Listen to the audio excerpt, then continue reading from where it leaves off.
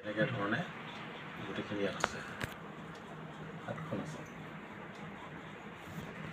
একদম ব্ৰহ্মবিলাক নে?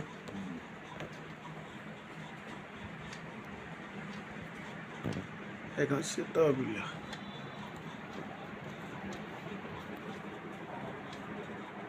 গোলকতে শেষ হৈছে ন? গোলক আৰম্ভ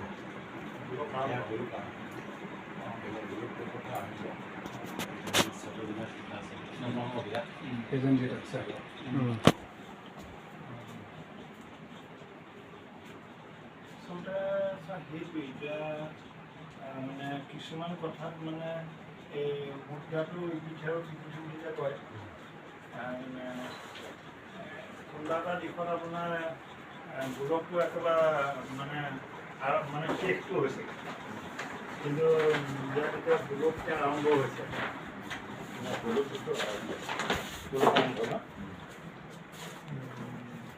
এইখিনি চাওক, কিতাপ এখন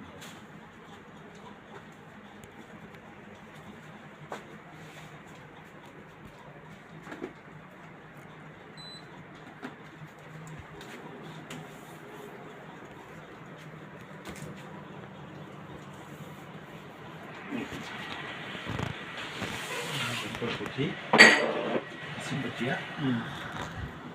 সচিত্ৰ দেই, সচিত্ৰ কীৰ্তপুথি। আগতে কীৰ্তপুথি এনেকুৱা আছিল, 80 পাতত যেতিয়া আছিলে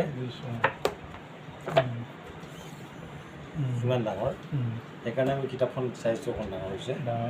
তাত মানে যেতিয়া ছবিবিলাক আহিছিল, ছবিৰ তলত আখৰ লিখা থাকে, ইয়াক কোন কি কথা, যেনেকুৱা জামিলি ভাষা, এইখিনি ব্ৰজাৱলী ভাষা। এই ব্ৰজাৱলী ভাষাটো আমি ইয়াত দি দিছোঁ, কম্প'জ কৰি দিছোঁ। ইয়াৰ আধুনিক ভাৰ্চনটো এইটো, আৰু এইটো ইংৰাজীত মানে এটা এইটো পঢ়িলে এইটো পঢ়া নিচিনাই হ'ব, ইয়াৰ অনুবাদটো আছে। গতিকে এইখন হ'ল এখন কীৰ্তন পুথি। এই কীৰ্তন পুথিখন আজিকালিতো মানুহে দেখা নাপায়, আৰু এই কীৰ্তন পুথিত আগতে যিবিলাক এখন পাঠনি আছে দীঘলকৈ, দেই বৰ ডাঙৰ পাঠনি আছে। আচ্ছা, এতিয়া আচল কথাটো হৈছে ইয়াতে এইখিনি কীৰ্তন পুথিত যেতিয়া আপোনাৰ পুৰণা ভাষাটো, সেই ভাষাটো আৰু এতিয়াৰ ভাষাটোৰ পাৰ্থক্য, গতিকে পুৰণা ভাষাটো দিয়া আছে, নতুন ভাষাটো দিয়া আছে।